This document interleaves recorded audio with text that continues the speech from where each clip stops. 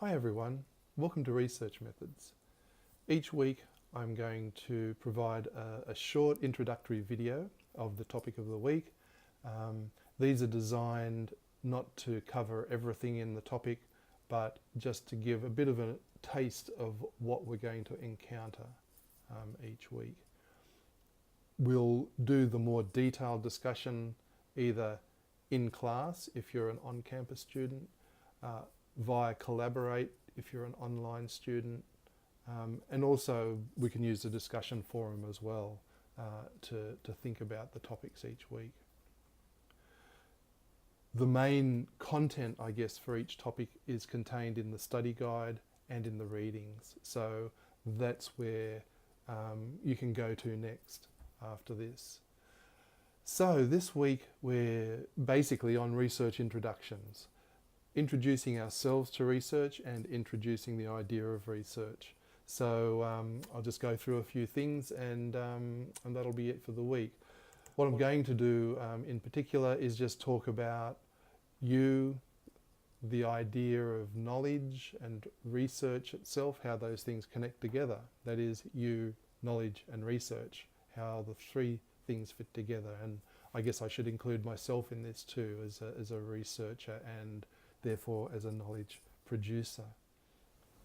And where I thought I'd start is with, well, it gives me a chance to revisit some images that I took way back in, I don't know when actually, anyway, a visit to Venice, revisit Venice on holidays.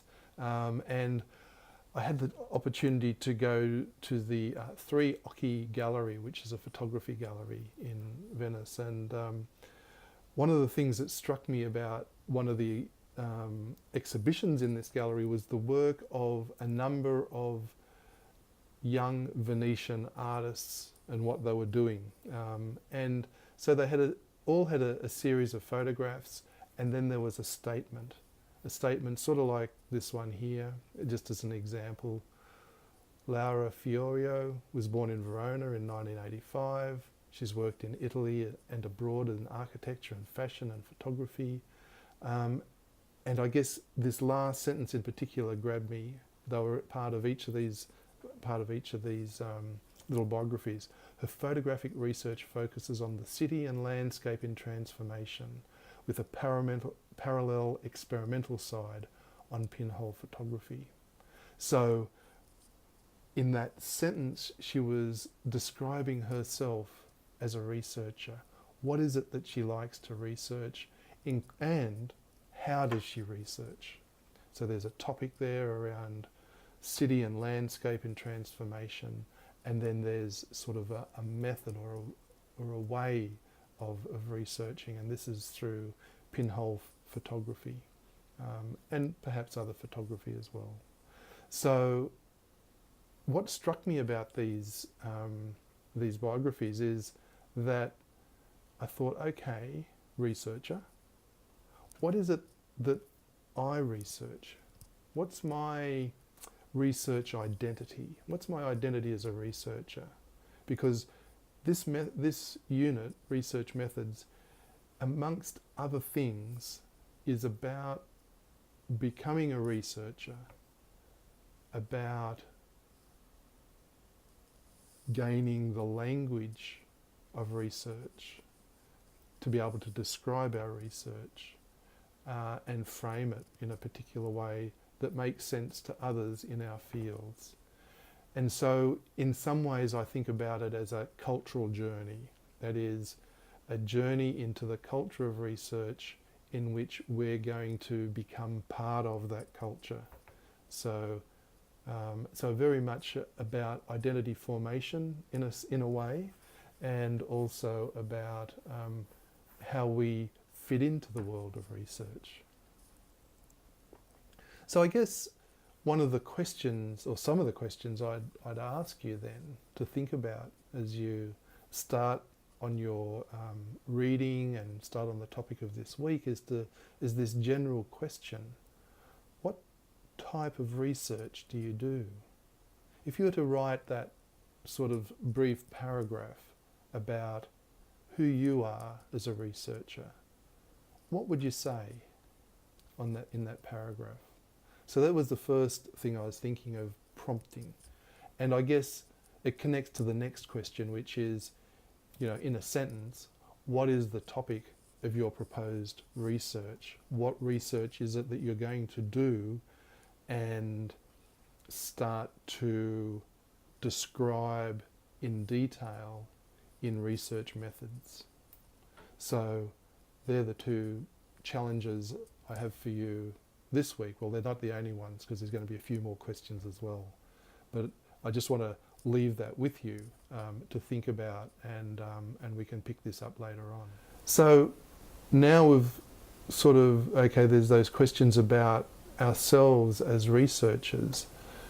Let's start to unpack some of that language that goes around research. So there's two key words, I think, when we come to thinking about research itself, and those are knowledge and research. And perhaps it's easiest to start second with that research question. What do we mean by this term research? What is research? And how do we do research? How do we know we're doing research? What does it look like? And this is both a general question and, again, a specific question, because each of us has our own ways of doing research, and so we'll have very different answers about this, but maybe also there's something that we can generalize there. And then there's another connection, because obviously we do research and it's connected in some way with knowledge.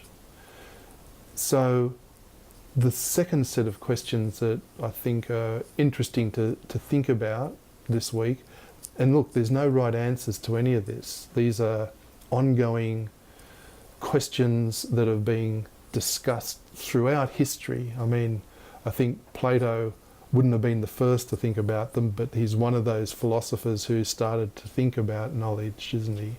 And there were people before him as well. What is it to know? How do we know? Those types of questions are fundamentally philosophical, and in some ways research methods is like that, because we're talking about knowledge, how we create knowledge, what is knowledge. Research has that sense of something that is creating new knowledge, and that's what research institutions like the university do. They're places for creating new knowledge. And I guess the next question would be then, well, new knowledge? To whom is this new knowledge new? Is it to us? Is it to the people around us? Is it to society in general? Is it to humankind throughout history? What do we mean by this? And so there's a few connections here that I want to explore this week.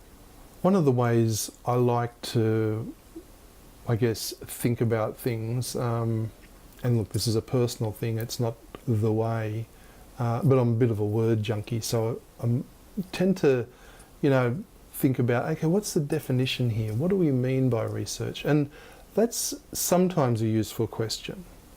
It's not always a useful question. What's the definition of this thing?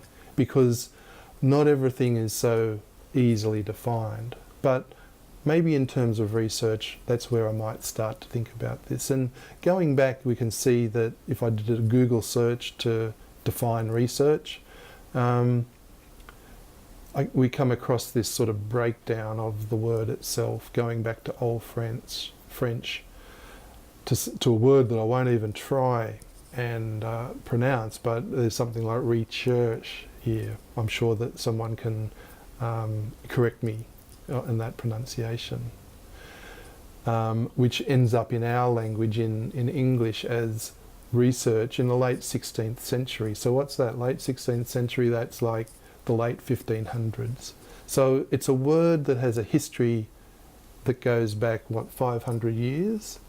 So no doubt it's picked up a lot of different baggage along that way. But I guess there's the sense of search in there, which the definition gives us, this idea of searching. And then what it says is this prefix, the re, which is something like a intensive search. So not just searching, not just looking around, but something that has a certain amount of intensity to it, something that might be sustained, something that's ongoing, a real focus on that search. So it's not your average looking for the car keys type of search. It's more to do with maybe, can there be a better car key? Should we have car keys? We could go on, but you know, that type of thing. Some type of investigation into a question or problem that captures us and has no straightforward answer straight away, something that needs a little bit of intense time. Organisations such as government organisations that administer research, and I'm thinking here about the Australian Research Council in Australia, of course, also define things. And so I thought I'd maybe just quickly have a look at one of these types of definitions to see what a research organisation might think about research. Here's one here from the ARC. You can see that research is defined as the creation of new knowledge. There's that new knowledge thing there. And or the use of existing knowledge in a new and creative way so as to generate new concepts, methodologies, interventions and understandings. Later on, you can see that there's a mention of research and experimental development, but also could include creative work that's undertaken on a systematic basis. And something about, you know, the stock of knowledge, whatever that thing is, but I guess as a global society we have a stock of knowledge that is in some way added to as we do our research. So these are, I guess, these sorts of definitions give us some understanding of what research means in a particular institution, and that institution being the university. Something about producing new knowledge. Now, in research methods, and most of you will be doing honours in this unit,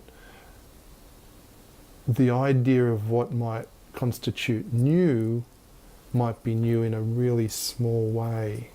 It might be new from taking something that's understood but from a different angle, a different context, placing it in the here and now, doing some comparison that hasn't been done before, exploring a new technique, pushing your own technique in a certain direction, exploring your creative process, exploring a particular form of work. A whole range of things could be part and parcel of the research. When you go on to a higher degree, masters and PhD, then the level of newness that you're interested in starts to ramp up a little bit and dial up. You're after something much more, if you like, innovative, to use one of those catchphrases of the moment, but something that really does constitute quite a substantial inquiry into something to produce new knowledge about something.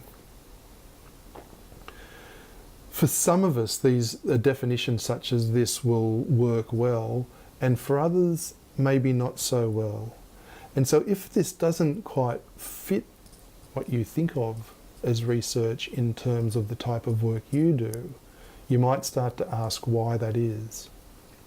Now, that why may not be an issue with your research, but it might be an issue with the definition. And these are some of the things I think that are ripe for discussion in class this week. Where do our definitions of research come from? What do we think of as research? What's the role of the university in our society as an institution for knowledge production, that type of thing, and what constitutes knowledge? What type of knowledge is valued in our society, and how do we typically produce that knowledge? You know, those sorts of questions are the types of questions that definitions such as this start to throw up and become problems as well in terms of how we know the world around us. How do we get to know the world around us? Plenty to explore in this topic, as you can see, and we haven't even talked about our particular research, but we're just starting to get our heads around the idea of doing research. And this is all context. It's not necessarily to understand it in every detail, but it's just to get our thinking juices going, our thinking processes going around research and what it is and how we're fitting into this whole picture. In the readings this week, there are a range of ways of diagrams for thinking about research. Here's one from Orner and Stevens. And it's a fairly standard type of model. You can see that it involves something, I guess one of the things I'd say about research methods this year is that it's very much a process unit. And so this type of diagram is helpful for us because it helps us think about the process that we're undertaking. How we fit into these processes is something that we're now going to have to describe, because that's part of describing the research that we're doing, giving it some context, giving it some firm boundaries. Typically, one of the first things that we need to do is define the search, to have some boundaries around what it is we're doing, because we can't do everything. So we might ask some questions about what is it we're doing, why are we doing it, how are we doing it, where will we do it. Then there may be some sort of investigation that takes place. Early on, this might take the form of a literature review or just some introductory reading, because that might be something that we think, okay, well, I've got this idea for research, but I wonder what's already known out there. If I do a little bit of searching, maybe that will help me clarify how what I'm doing fits into existing research and existing knowledge, what might be different about it, how I might go about doing something that's a little bit different. And so this searching might be around literature, but for those of us who are creative researchers, we're also going to be interested in creative practice of others, of other artists and other media creators, other creative writers, other musicians, other composers who are out there producing work that we're interested in and that we want to sort of follow or is in our zone and push some boundary of our own in a certain direction in conducting our own research. So all that can be part of that searching and investigating. We're going to start something then that's a bit of an inquiry around our question, our topic, our matter of concern or our matter of practice, if we're doing practice-based sort of research or practice-led research. And out of that searching, we're going to discover something which might then help us further define our search, our intensive search of what it is that we're doing in this research. We might have further questions about what, why, how, where, for example. And we're going to do some more searching and investigation after that. This might get a bit more substantial. We might start designing a questionnaire or a survey. We might start pushing our creative practice in a certain direction, start writing, start painting, start sculpting, start playing, start a new soundscape project. Could be all those sorts of things. Could be going to an archive to do some historical research, to unearth some cultural artifacts that we want to investigate as well, which is going to lead us to sort of our discoveries, if you like. So we're sort of discovering over and over again until we think, I think that's enough. I think I've done my job. The search for now is over. It's never finished, but for now it's over, and I might produce something that I can then, that disseminates my work to other people in some sort of product. It might be a creative product and an exegesis, or it might be a thesis, it might be an article. All sorts of things could be part of that research output. So for Orner and Stevens, that's one way of thinking about research, not so much in terms of a definition as a process. And this process is something that we're going to explore in this unit for the rest of the session. It's going to be something that we will discover over and over and over again as we explore research practice. They also talk about this idea of taking information from the outside world and transforming that information into knowledge. And then the need to transform that knowledge back into information so it can be communicated to others. And I guess one of the things I think is important in this diagram is to think about, well, there's this transformation process, and what do we know of the outside world? There's a whole range of questions we can ask about that. But also, how do we disseminate our knowledge? How do we communicate it to other people? It's a big question, which, depending on the type of research we are undertaking, will have a range of answers. So there are two diagrams that I think from the reading this week we can sort of start thinking about in terms of our own work and our own research, and what's ahead of us as well in terms of our research practice and process. So where I think I'd like to sort of end this on, this section of today's video, is just on a question to think through this week. It's probably a question that's going to sit with us for the rest of the session, which is, how is our project? I'm going to use those scare quotes around project. Some researchers don't like the term project, but I'm just going to use it because it's a word that does something that's useful. How is our project research? Where is the research in this project? What is it about my project that's research? Because it comes back to that very first thing which I started with today, which is occupying that identity as a researcher. So this is something that can be quite new to us. You know, as we go through our degrees, we do research, but a lot of the time we're sort of consuming research. Now we're flipping that over a bit, quite a lot. We're producing research. And we're producing knowledge. So we've been consumers of knowledge. Now we're going into this other side of producing knowledge. That is the research that we're doing.